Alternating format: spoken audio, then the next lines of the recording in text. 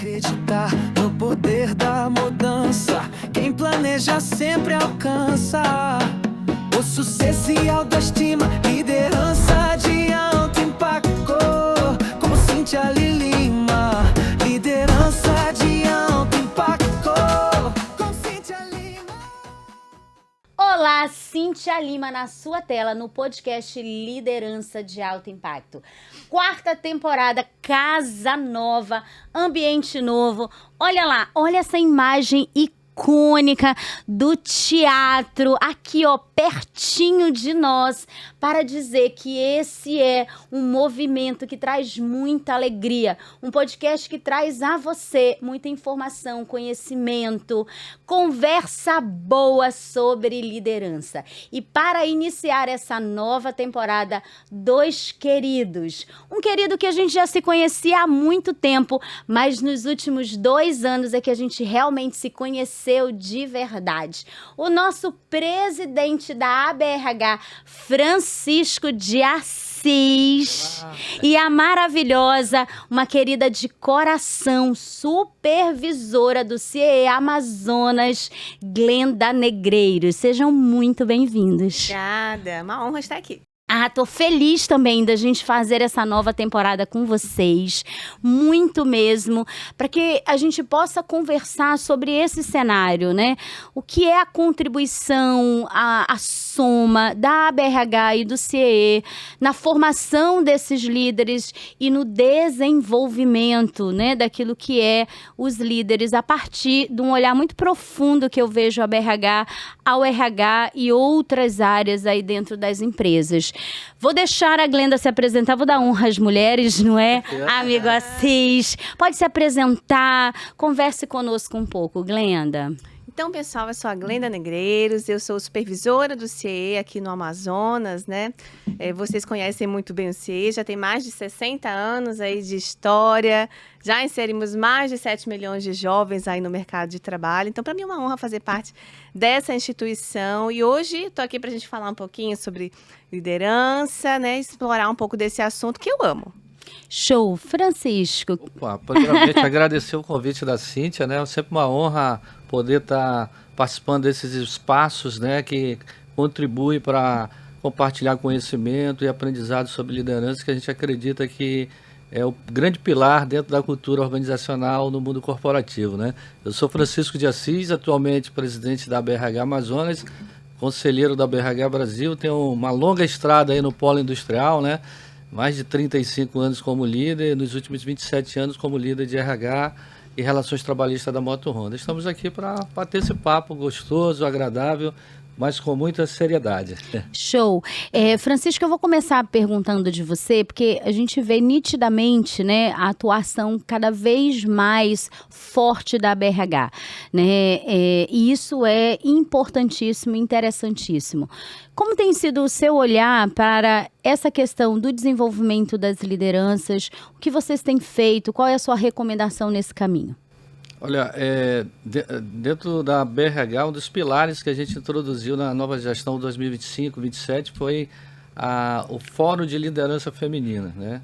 E nós acreditamos que cada vez mais, quanto mais mulheres estiverem na liderança, temos uma probabilidade, uma grande possibilidade de criar um ambiente de trabalho mais humanizado. Então, dos primeiros movimentos na minha gestão na BRH foi a implementação do fórum, né, que foi um sucesso total. Ano passado trouxemos grandes líderes, mulheres, né, para compartilhar suas experiências, cases e, de certa forma, inspirar as mulheres, né, e as organizações a inserirem, lógico, de acordo com a competência, né, cargos de liderança. E agora, em paralelo a esse movimento, nós vamos estar lançando um livro no CONAR.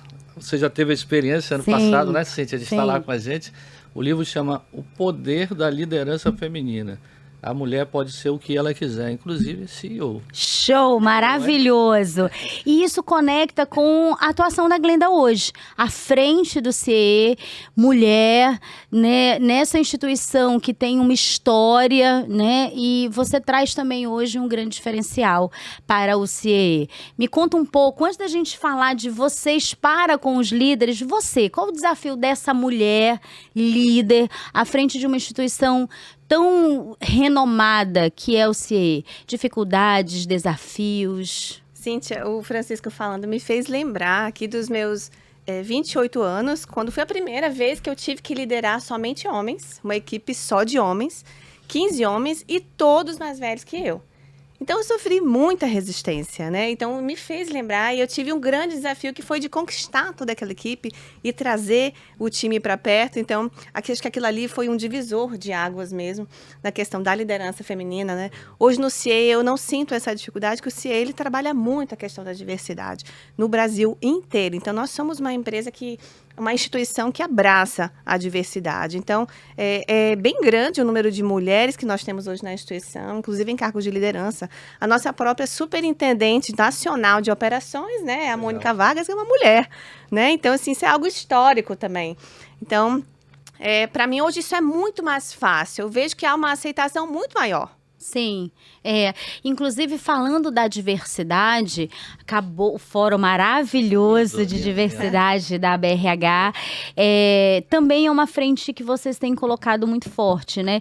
E a diversidade nesse sentido de olhar a pluralidade como possibilidade de inovação, de complemento de competências, né? E ainda é um desafio, Francisco, porque às vezes a gente pensa que pode ser muito de marketing, um tantinho de obrigatoriedade. Como é que você vê hoje as empresas e as lideranças principalmente, né, nesse olhar da diversidade?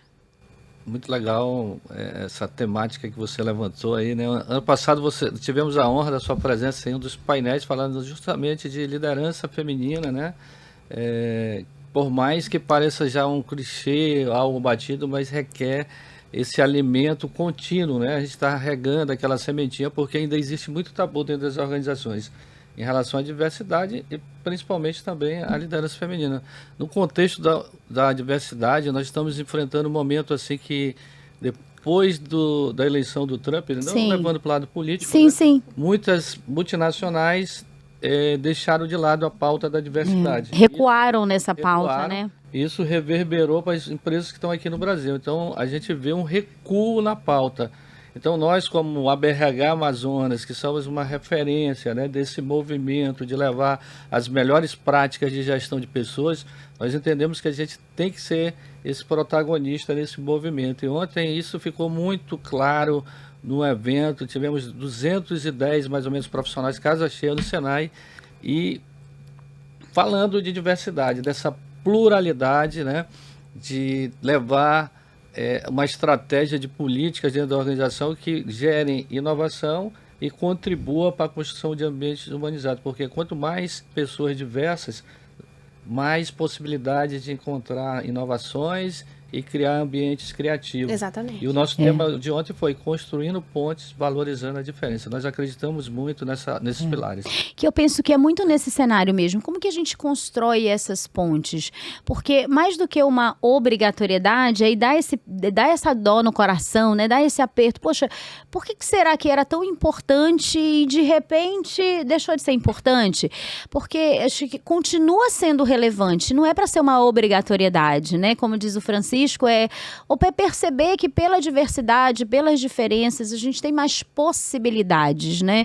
De crescimento, de inovação, de pensar os problemas sobre perspectivas muito ampliadas. Espero que a gente consiga aí retomar com força, né, as empresas nesse olhar. E assim, né, Cíntia, eu acredito que a base da liderança é o autoconhecimento. A partir do momento que eu me conheço meus pontos fortes e pontos fracos, eu tenho uma facilidade maior na compreensão do outro. Eu tenho uma facilidade maior para trabalhar com essa diversidade, né? E valorizar. Eu entendo que aquilo falta em mim, mas eu tenho no outro. E aí é interessante também que eu passo não só a contratar pessoas que têm perfis parecidos com o meu. Boa. Mas têm perfis diferentes, e isso vai agregar no time. E aí você trazendo isso me faz lembrar o papel que o CIE tem, né, nesse estagiário, né, nesse caminho de aprendizagem, porque você está introduzindo esses futuros líderes. Aí eu quero falar sobre essa diversidade de gerações, né? Porque quase sempre ele é recepcionado por uma liderança, por um gestor que está numa geração diferente da dele. Como você tem percebido isso, né? Essa recepção, essa condução, a dificuldade desse que também está entrando no mercado de trabalho. Vamos falar disso? Opa, excelente. Como a gente está preparando esse jovem para ele entrar, ser inserido no mundo do trabalho e quem sabe ser um futuro líder, um líder super promissor, a gente já tem essa preocupação do autoconhecimento. Então, é uma coisa que nós trabalhamos no CIE. O CIE, ele se sente nessa responsabilidade de preparar essa nova geração. Então, a gente começa nessa questão do autoconhecimento e tem toda uma equipe multidisciplinar que vai atuar com esse jovem. E, em paralelo, nós também fazemos as rodas de conversa dentro das empresas. E, como você está falando, o grande desafio é esse encontro de gerações no mesmo ambiente. Então, a partir do momento que eu me conheço, eu tenho essa compreensão do outro. E aí o CIE trabalha diversas palestras com vários eixos transversais. A gente vai falar de direito, a gente vai falar de sociedade, a gente vai falar de cidadania. Nós vamos falar de estrutura familiar, do vínculo familiar, porque isso também é importante. Antigamente, a gente dizia assim, né? Que aconteceu em casa, fica em casa, né? Você não leva para o trabalho, mas hoje em dia isso mudou. Não dá, né? Então, a gente trata muito do vínculo familiar também. E tudo isso que é feito internamente, a gente leva isso para as empresas, através das rodas de conversa, através das oficinas de criatividade. Hoje, o CIE realiza vários encontros com as empresas. A gente tem aí Café com Cidadania, a gente tem esse CIE 360, justamente para estreitar esse relacionamento, para fazer essas gerações conversarem, né? Porque essa geraçãozinha que tanto se fala, que tem entre 18 e 27 anos, ela gosta de orientação, ela gosta de feedback, ela gosta de conversar, ela opina mais, né? Então, quando ela vê ali na parede um valor, por exemplo, que ela percebe que não está condizendo com o que está acontecendo. Ela questiona. Ela questiona. Aí ela é recepcionada por um líder que muitas vezes está na geração X, por exemplo, né, que está mais no olhar da formalidade, né? E aí de repente chega, acabou de chegar, né? E começa a questionar, começa a perguntar, começa a opinar, né? E se eu não preparo esse entendimento, ao invés de ser essa boa perspectiva que a gente acabou de falar da diferença, acaba entrando em choque. Então, o caminho é esse, Francisco, de desenvolvimento, de aperfeiçoamento, de rodas de conversa, de preparar o líder para compreender essas diferenças. O que você vê aí nessa direção? Eu vou muito na linha que a Glenda colocou, né? Acho que toda mudança que vem dentro do mundo corporativo, ele tem que ser trabalhado primeiro no nível de liderança, porque tem um impacto direto na cultura organizacional, né? E muitas das organizações ainda estão com uma cultura muito autocrática no modelo de liderança. Então você se depara a primeira vez na história das organizações que nós temos 5 gerações. É verdade. Do Baby Boomer até a geração Alpha, que começou a trabalhar agora como aprendiz, né? Lá pelo CIE, né? E aí, se você não trabalhar a liderança, o que é que vai acontecer? Vai ter um choque. Se você trabalhar, você vai ter um encontro. E isso aí perfassa pela essa preparação, capacitação, principalmente sensibilização, pílulas de sensibilização. Porque o Baby Boomer vem do modelo de mundo onde ele viveu na ditadura, na Guerra Fria, Sim. militarização. Então ele é muito autocrático. Ele entrava nas empresas e queria sair só quando se aposentasse. Manda quem pode, obedece quem tem juízo. A geração Z, que é o contraponto disso, é uma geração mais aberta, mais politizada, como você falou, mais questionadora. Ela busca um propósito de vida, de carreira e qualidade de vida. Então, você, se não tiver esse rapport, né, de mindset, de crenças, de mundos diferentes, sensibilizar para poder você entender como pensa cada geração, você vai ter choque. E aí vai gerar conflitos no trabalho, vai gerar desengajamento, que é o grande movimento, como a Daniela Diniz, da GPTW, ano passado fez a palestra. Nós estamos vivendo um momento de desengajamento no mundo do trabalho. Isso perfassa muito em função desse desencontro de gerações no mundo do trabalho. Por isso tem se falado tanto sobre segurança psicológica nesse ambiente, né? Eu consegui compreender esse cenário a ponto das pessoas se sentirem seguras seguras ali. Quando você fala, eu tenho 5 gerações trabalhando juntas e você traz esses pontos, né? Eu tenho essa geração que queria trabalhar a vida toda para pescar no final da vida na aposentadoria e eu tenho esse que diz, amanhã eu não venho porque eu vou pescar hoje, né? Então, assim, esse olhar do ter e do ser também faz muita diferença. Então, dá pra gente falar, então, que não é sobre o conflito em si, é sobre deixa eu entender essas diferenças, porque a partir dessas diferenças eu percebo os interesses, as perspectivas, o propósito, né? E caminho no melhor entendimento. Mas é uma dificuldade, não é uma dificuldade? Vai de encontro o que a gente colocou ontem no tema do segundo Fórum Corporativo de Diversidade e Inclusão, que é justamente construindo pontes e valorizando as diferenças. Quando o líder passa a ter esse entendimento que a gente não pode criar muros, como fala a comunicação não violenta, né? Sim. Muros, eu tenho que construir pontes, porque a partir do momento de pontes eu vou encontrar essa pessoa, né, essa geração Z, aqui do lado o Baby Boom é geração Z, e aí entender como é que ele pensa, que são as diferenças no primeiro momento, e você vai encontrar pontos de interconexão. Eu acho que o grande desafio é esse. Eu costumo falar numa palestra que eu tenho de diversidade geracional, que eu coloco um exemplo lá, faço um storytelling, né? E aí eu coloco de um lado o Baby Boomer, né? Ele se depara no primeiro dia de trabalho com alguém da geração Z, que vem com cabelo azul, brinco, tatuado. Aí ele olha, ele está com a crença ainda limitante, com aquele mundo, ele diz, pô, lá vem mais um da geração Nutella mimimi. Exatamente. E aí do outro lado da geração Z, quando se depara com o Baby Boom, pô, eu vou trabalhar com chefes jurássicos. Porque não houve sensibilização. No momento que eu trabalho a sensibilização desse rapport, o que vai acontecer? A geração Z vai olhar para Baby Boom, cara, que fantástico, eu vou colar naquela pessoa para ser meu mentor. E o da geração Baby Boom vai olhar para a geração Z, cara, esse rapaz deve saber tudo de chat GPT, vou colar nele para eliminar minhas tarefas burocráticas. Então a gente precisa encontrar ponto de interconexão entre a geração. O que vai agregar de valor para mim para poder construir esse rapport? E quando a gente fala disso, eu vou puxar para você, nos parece muito óbvio. Né? E é mesmo, né? Ou seja, como é que eu valorizo as diferenças, eliminando esses estereótipos, né? Eliminando os julgamentos, mas a gente ainda vê, né, algumas lideranças com esse mimimi, né, e assim por diante.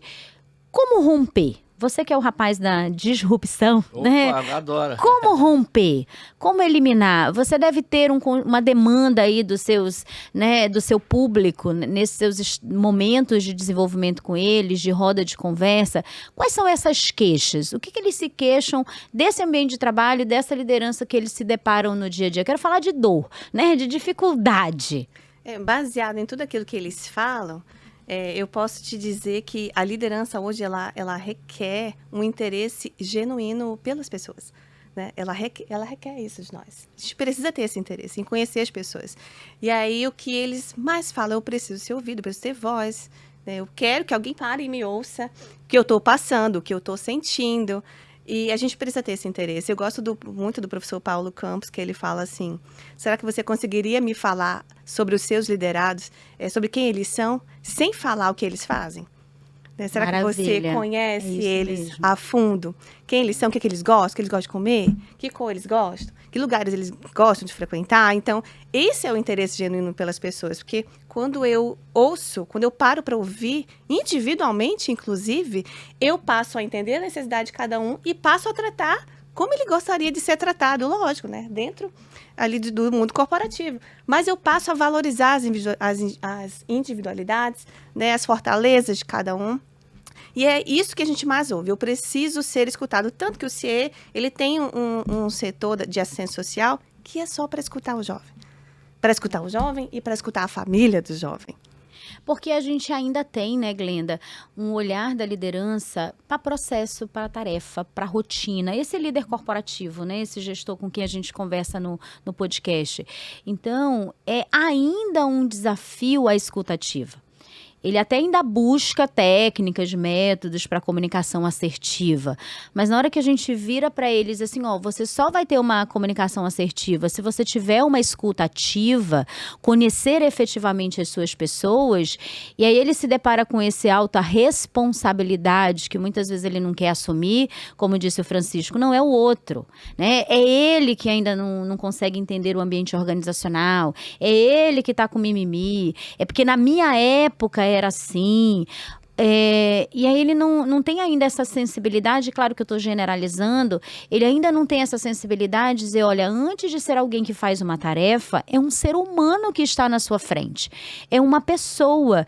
E esse é um olhar que cada vez mais a BRH tem na questão de gestão de pessoas.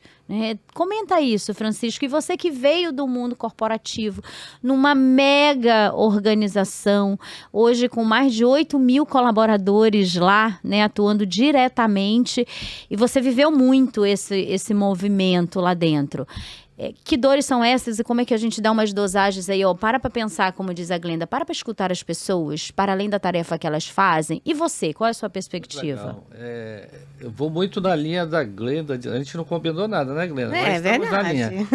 Da questão do interesse genuíno da liderança, né? Alguns pontos que são relevantes. No passado, dentro dos sistemas, das políticas de desenvolvimento de pessoas, principalmente de liderança, sucessão e carreira, você fazia o Nine Box, mapeava talentos, mapeava performance e definia lá quem entraria no programa de sucessão.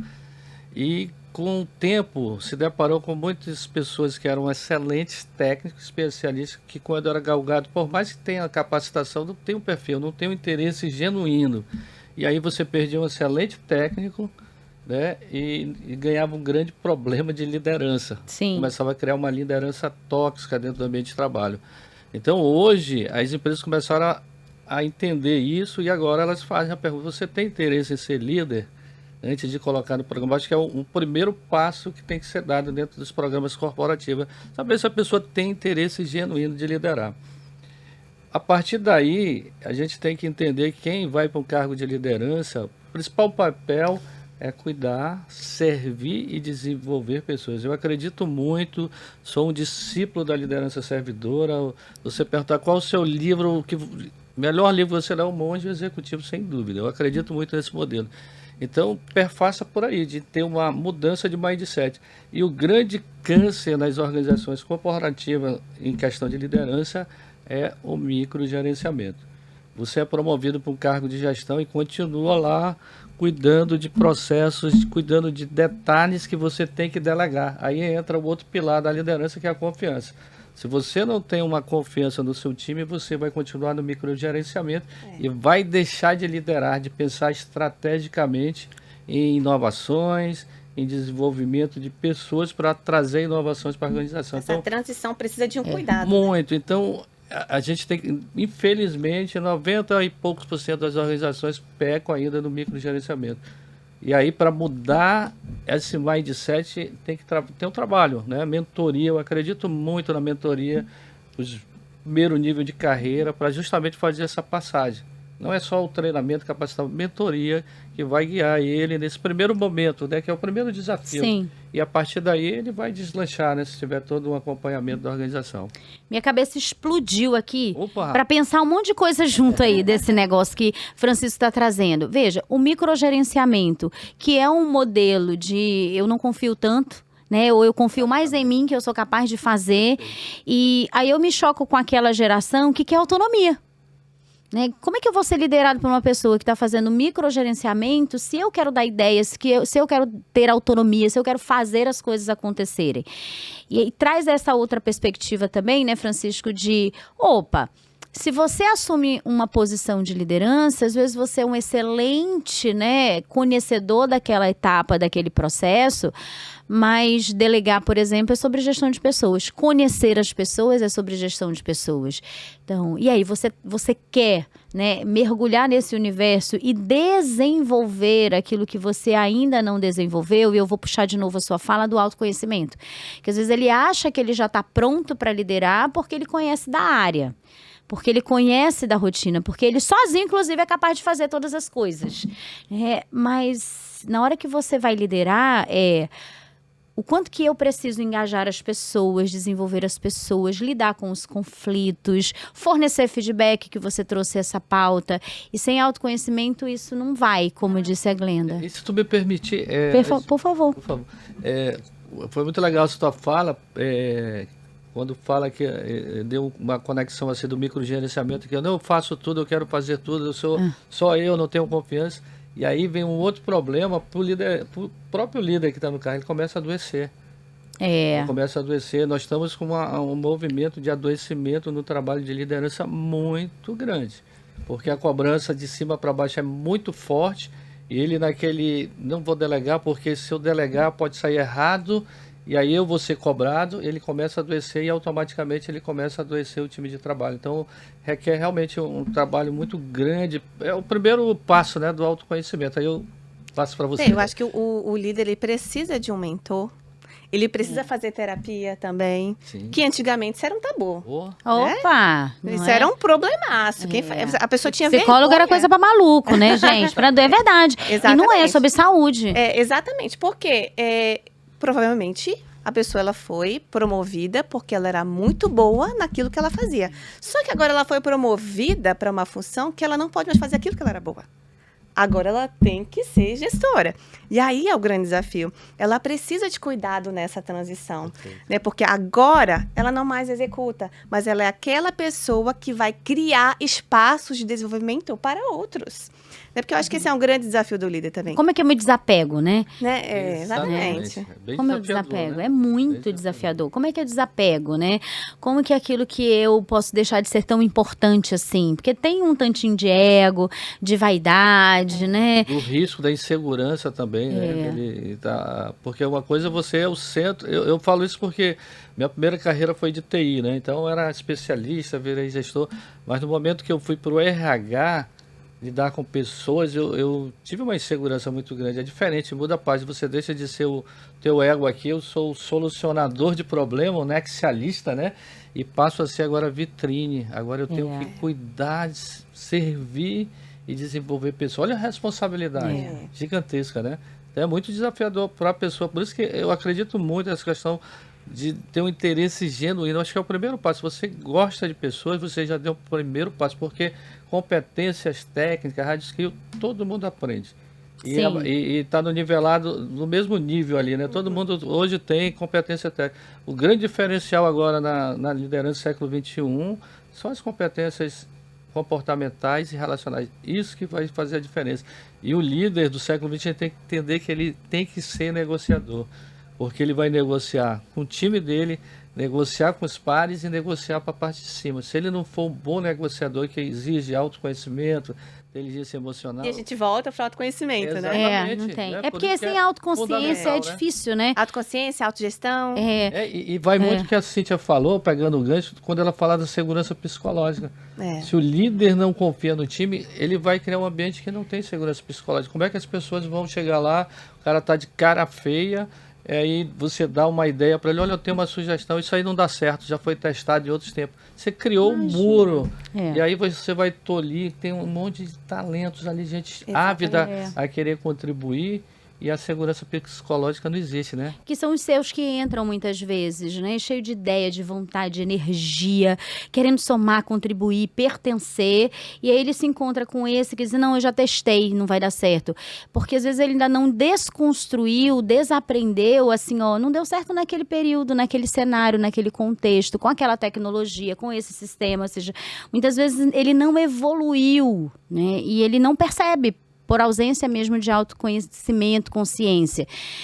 E, gente, vocês acreditam que tá acabando? Eu tô te falando, gente.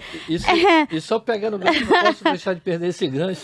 Vá. Você falou agora essas últimas palavras, que é a política da 3M, que é a empresa mais inovadora do mundo. Toda vez que chega uma ideia lá que não é aprovada, mas eles guardam por causa do momento. Em outro momento, eles resgatam aquela ideia, para aquele momento ele é válido. E vai muito de encontro disso aí, né? Você trazendo esse ponto, aí eu vou colocar 3 itens que a gente conversou aqui que vale pontuar nesse sentido. Ou seja, não funciona agora, mas pode funcionar depois. Não funcionou antes, mas pode funcionar depois.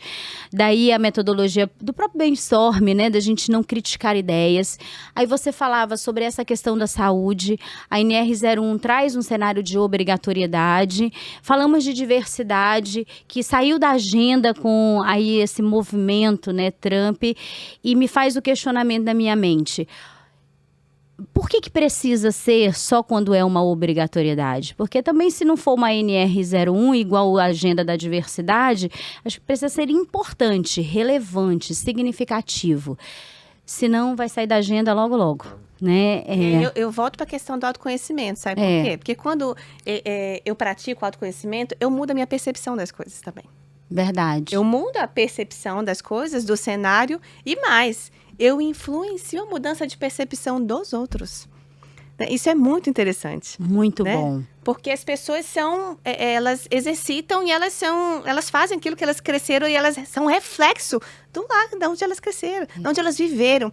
Então, eu devo ser esse agente de transformação também. Então, eu mudando a minha percepção das coisas, eu consigo influenciar a percepção dos outros, né? E aí, vem para um outro ponto também, é que eu quero vencer. Eu quero vencer na vida. E é como eu vou ajudar também a minha equipe a vencer. Ótimo, excelente, eu quero que todos eles vençam também. Excelente. Né? Então, eu mudo e, consequentemente, eu mudo o meu modo. E isso aconteceu muito comigo. Eu lembro que a primeira vez que eu tive um choque de realidade foi com meus 24 anos, que eu fiz o primeiro disco da minha vida. Olha isso. Acredita? Com 24 anos? Acredito. Que Você olhou assim e disse assim, quem falou minha vida pra essa pessoa? Meu espelho escrito. Nossa. Sou eu, né?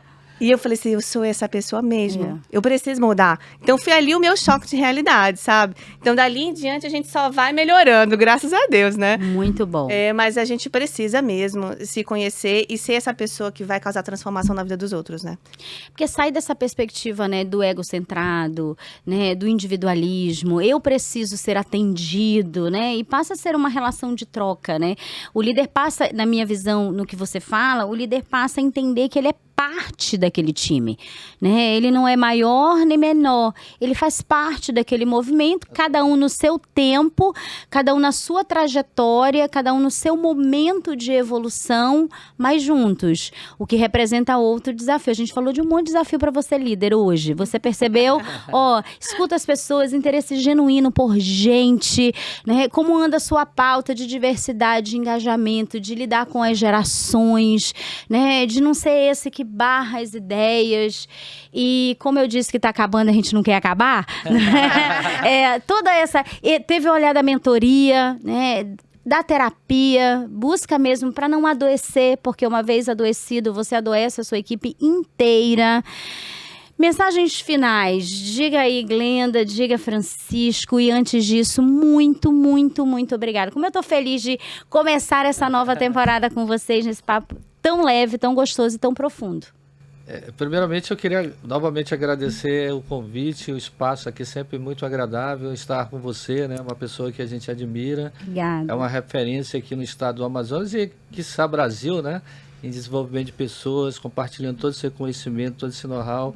Eu acho que é muito importante a gente valorizar os talentos locais, e você é um deles, tá? Por isso você vai estar no nosso Conamá em novembro. Não foi por outra coisa que a gente está convidando você, porque você é uma referência. E a mensagem final para os nossos ouvintes, né?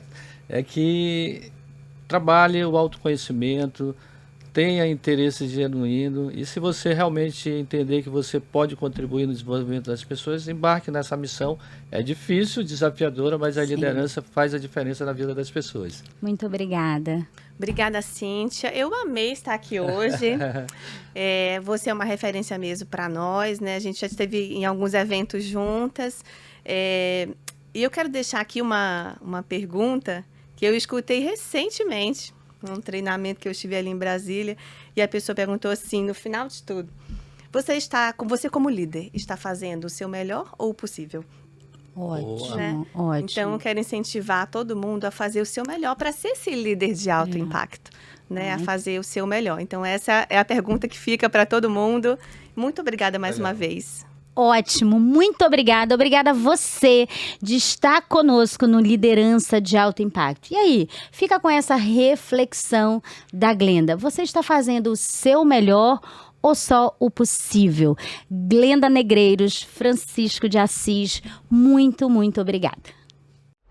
Acreditar no poder da mudança. Quem planeja sempre alcança. O sucesso e autoestima, liderança de alto impacto. Como Cintia